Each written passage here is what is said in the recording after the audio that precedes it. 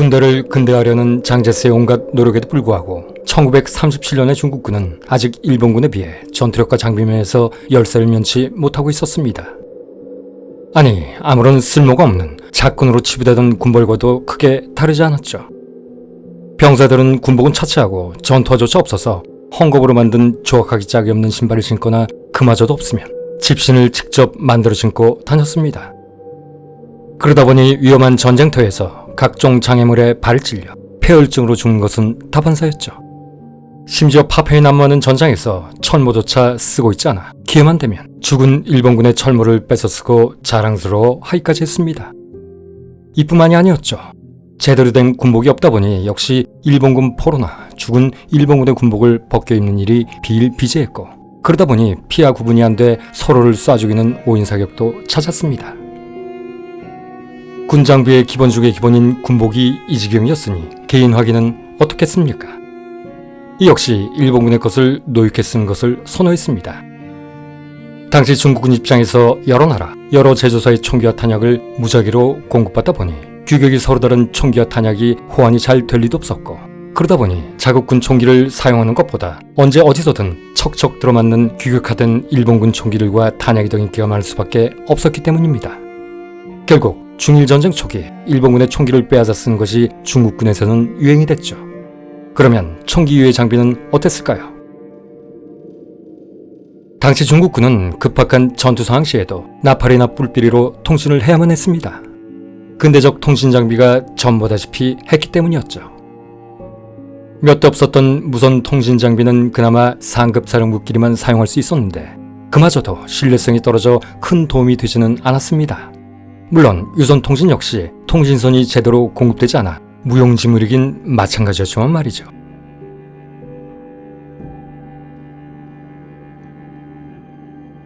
중국군은 이동수단 역시 심각할 정도로 낙후돼 있었습니다. 소수의 정예사단은 그나마 구닥다리 트럭 정도는 장비할 수 있었지만 대부분의 부대는 노새와 몽골 조랑말, 딱딱한 나무밖으로 된 소달구지에 의지해야만 했습니다. 그러다 보니 병참 조직과 그것을 음모하는 수송 매뉴얼은 없는 것과 마찬가지여서 병사들이 굶는 일은 일상이었죠. 먹는 것이 이 정도였으니 충분한 탄약 보급은 아예 기대조차 할 수 없었습니다. 이에 봉급이 몇 달씩 밀리기 일쑤였던 장교들은 사병들을 착폭하기 시작했고, 이로 인한 사기 저하는 적폐의 상징, 군벌과도 크게 다르지 않았습니다. 그럼에도 1937년의 여름, 전편에서 리뷰했듯 상하이 전투에서 보여준 중국군의 분투는 참으로 대단했습니다. 그런데 우리는 여기서 잔인하기 이를 데 없었던 상하이 전투의 기원에 대해 한번 짚어볼 필요가 있습니다. 일단 상하이 전투의 기원에 대해선 여러 가지 설이 있습니다. 그러면 그 설들은 대체 어떤 것들일까요?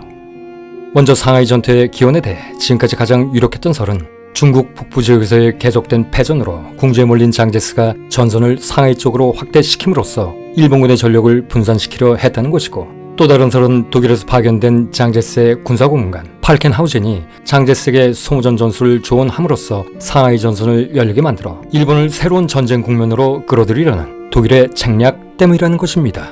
당시 팔켄하우젠은 일본군은 베이핑, 텐진을 점령한 이후 베이핑과 우한을 연결하는 평안 철도를 따라 정저우, 진안, 쉬저우로 진출하여 정면에서 중국군이 주력을 경멸하려 하거나 중국군의 왼쪽 측면, 즉 서북 방향으로 침투하여 중국군을 압박하려 할 것이다.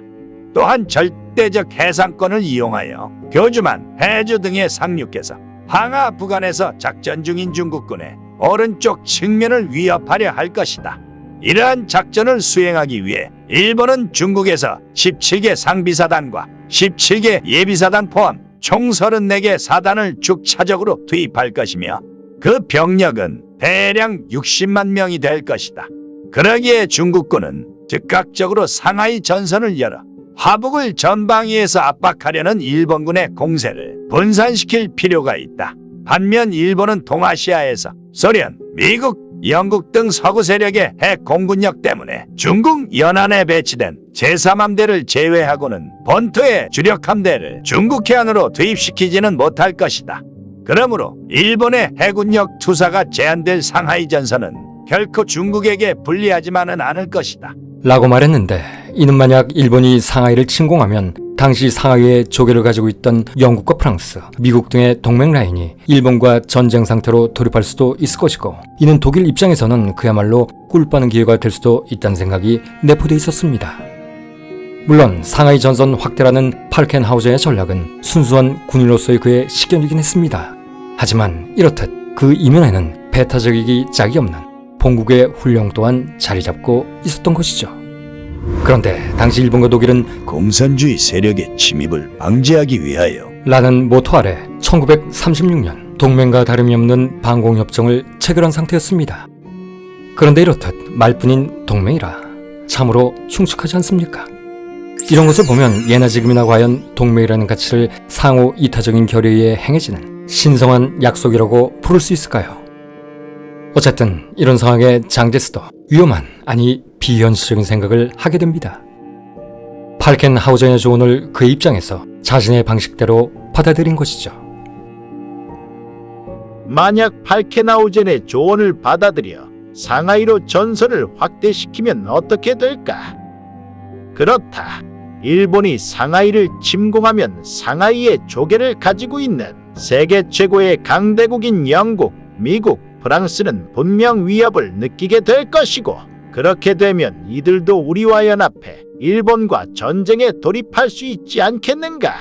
설령 그렇게 되지 않더라도 최소한 이들의 힘을 빌려 일본과 전쟁 종식을 위한 강화조약 정도는 맺을 수 있지 않겠는가? 라는 바람을 가지고 말입니다.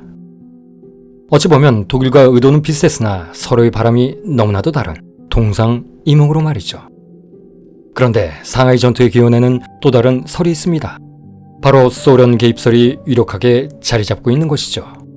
그러면 상하이 전투의 또 다른 기원, 소련 개입설에 대해서도 한번 살펴봐야겠습니다.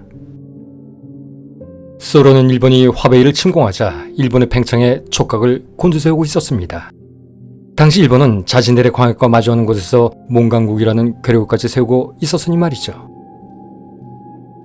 그래서 소련은 중국의 군사고문단을 파견한 것은 물론 전투기와 전차, 대포, 기관총, 차량 등의 군사원조까지 하게 됩니다.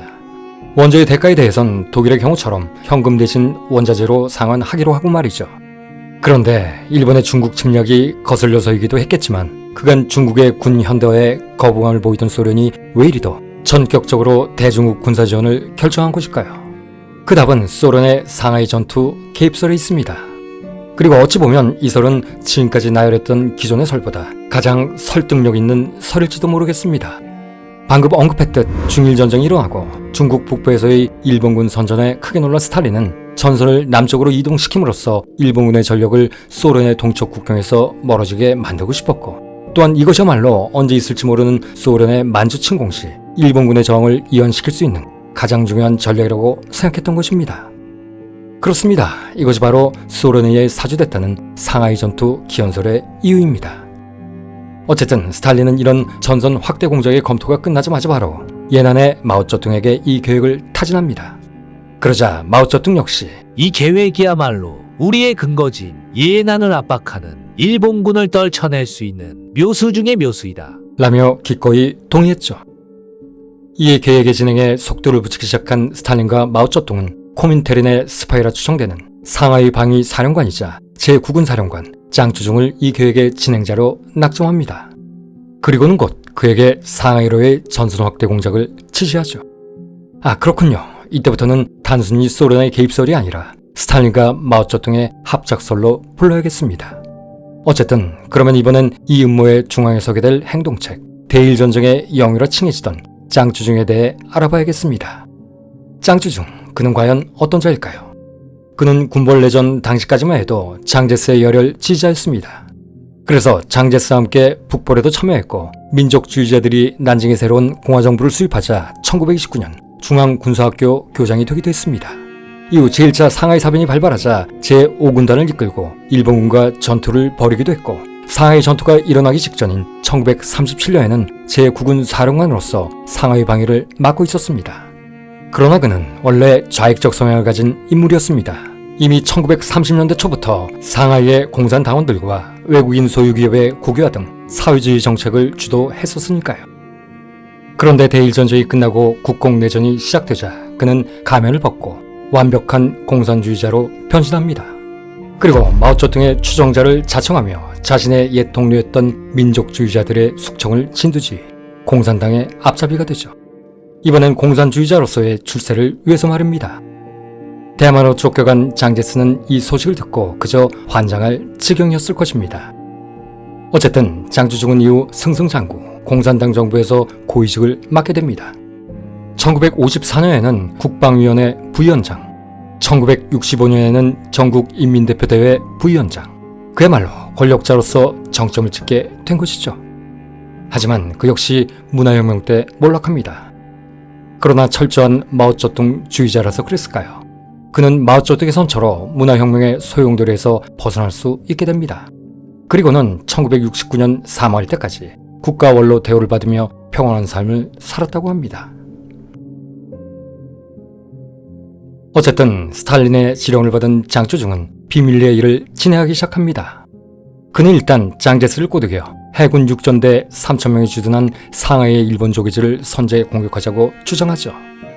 그러나 당시만 해도 화북전선에 정신이 팔려있던 장제스는 특별한 지시가 있을 때까지 경거망동하지 말라. 라며 그의 권위를 일축해버립니다. 그 이유는 만약 중국군의 선제 공격 이후 일본군이 전격적으로 상하이를 공격하게 되면 엄청난 위험이 따를 수 있다는 판단 때문이었죠. 그리고 그 판단의 기저에는 상하이는 난징에서 290km밖에 떨어지지 않았다. 게다가 화북과 화중을 가르는 양쯔강 어기와도 가까워서 만약 중국군이 상하이에서 패배하게 된다면 일본군이 수도인 난징과 중국 내륙 중심부로 거침없이 진군할 수 있다. 라는 우려가 있었습니다. 다시 말해 이 시점부터 장제스는 앞서 언급했던 상하이로의 전선 확대라는 팔켄하우저의 전략이 얼마나 위험한 카드인지를 깨닫고 있었던 것이죠. 그런데 장제스의 경고에도 불구하고 스탈린과 마오쩌둥의 책을 받기 시작한 장주중은 무단으로 공작을 시작합니다. 8월 9일 신복들을 상하이 군 비행장으로 보내 일부러 해군 육전대 중위와 병사 한 명을 위인 사살해버린 것이죠. 그리고 자신이 세운 각본대로 중국군 위병으로 위장시킨 중국인 사형수를 사살, 마치 일본군이 중국군 위병을 사살한 것처럼 꾸며놨습니다. 그리고 동시에 상하이의 일본 조기제 군대를 접근시킴으로써 전쟁 분위기를 돋웠죠. 그런데 이런 상황에도 일본은 서구열강의 조계가 위치한 상하이에서 전투를 하는 것이 부담스러워 처음에는 적극적인 반응을 보이지 않고 다만 조기지 경비를 담당하던 해군 육전대를 증원시킬 뿐이었습니다. 그러면 당시 일본은 자국의 군인이 살해되고 자신의 상하이 조계가 위협을 받고 있음에도 왜 즉각적으로 상하이 침공을 하지 않았을까요? 여기에서 우리는 일본의 전쟁사에서 절대 빠질 수 없는 이야기, 이 시리즈 전 기간에 걸쳐 수도 없이 언급했고 또 앞으로도 언급해야 할 육군과 해군의 대립에 관한 이야기를 하지 않을 수 없습니다. 그러면 시간을 조금 거슬러 올라가 보죠. 1920년대 일본군에는 소련을 주적구로 삼자는 육군의 북진론과 영국과 미국을 가상적구로 삼자는 해군의 남진론이 대치하고 있었습니다. 그러다 1923년 수정된 제국 국방 방침에서 육군의 전략인 북진론이 채택됐습니다. 그러나 1930년대에 들어서자 상황이 달라집니다. 중일 전쟁 당시 제3함대 사령관이었던 하세가와 기요시를 비롯한 해군의 강경파들이 육군의 독주에 우려를 표하며 제국 국방 방침의 재개정을 주장하기 시작했던 것이죠. 해군의 만주를 점령하고 중국 화북 지역에서 선전을 이어나가는 육군에 대한 시기와 질투가 하늘을 찌르고 있었기 때문이었습니다. 하지만 그 내면에는 일본의 모든 인프라를 육군이 독식할지 모른다는 현실적인 두려움이 짙게 깔려 있었습니다. 다시 말해 모든 헤게모니가 육군으로 넘어가게 되면 해군 입장에서는 이로 가상적으로 설정하고 있던 미 해군에 대항할 수 있는 세력을 갖추기가 유연해지기 때문이었으니까요. 반면 육군은 말로만 승승장구였을 뿐 이때부터 이미 드넓은 중국을 통제하는 데 부담을 느끼기 시작하고 있었습니다. 또한 이때 육군은 열화사변 이후 자르성을 침공, 내몽골을 접수함으로써 만주국에 이어 두 번째 개력국이 될 몽강 자치정부, 이른바 몽강국 설립에 여념이 없을 때였습니다. 그러기에 육군 입장에서 중국 중동부로의 전선 확대는 감히 엄두도 못 내는 상황이었던 것이죠. 거기에다 육군이 제1의 가상적으로 삼고 있던 소련이 만주와 연해주 일대에서 군사력을 대폭 증강하고 있었습니다. 이렇듯 당시 일본은 육군의 참모본부와 해군의 군령부 사이의 대립으로 우양우, 좌양자도 제대로 못하는 시기였던 것입니다. 그렇습니다. 당시 상하이는 각국의 이해관계 또는 각 권력 집단의 욕망이 꿈틀거리며 첨예하게 대립하고 있던 그야말로 용광로와도 같은 곳이었습니다. 어쨌든 그러던 8월 10일 마침내 일본 대본령은 상하이를 공격하기로 결정합니다. 이러든 저러든 이미 아무도 막지 못하는 전쟁 기계가 되어버린 일본 군부의 조악한 인내심이 마침내 바닥나버린 것이죠. 광신적일 정도로 전쟁에 집착하는 군부가 서로의 이해관계를 나름대로 절충 해낸 것입니다. 그들에게 있어 전쟁이라는 교집합은 정치적인 상관관계와 맞물린 거대한 카르텔의 원천이었으니까요. 이에 대한 이야기는 나중에 다루기로 하고, 어쨌든 마침내 1937년 8월 13일 오전 9시 15분 일본 해군은 상하이 앞바다에 정기시키고 있던 함정을 총동원, 이것저것 가릴 것 없이 상하이의 중국 지역을 무차별 포격하기 시작했습니다. 어차피 선전포고 따위는 쌈 싸먹고 시작한 전쟁, 이제 와서 일본군에게 군인과 민간인은 가릴 대상도 아니었던 것이죠. 그렇습니다. 그들의 한포 사격은 전혀 전술적인 행위가 아니었습니다. 군사 목적물이든 민간인 구역이든 가리지 않고 포격을 했으니까요. 엄청난 민간인의 피해가 발생한 것은 당연지사였죠. 그러자 다음날 아침 장춘웅도 산림과 마오쩌 등의 지령을 완수하기 위해 기다렸다는 듯이 자신이 주의하는 제9군 예하 2개 사단을 동원 일본 조계지를 습격하기 시작했습니다. 드디어 중일전쟁의 하이라이트 상하이 전투가 시작된 것이죠.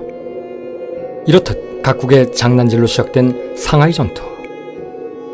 그러나 이 전투에서 뜨거운 맛을 본 일본군은 몇 달 후 이에 대한 보복으로 무려 30만 명 이상의 중국인을 학살하는 난징 대학살을 일으키게 됩니다.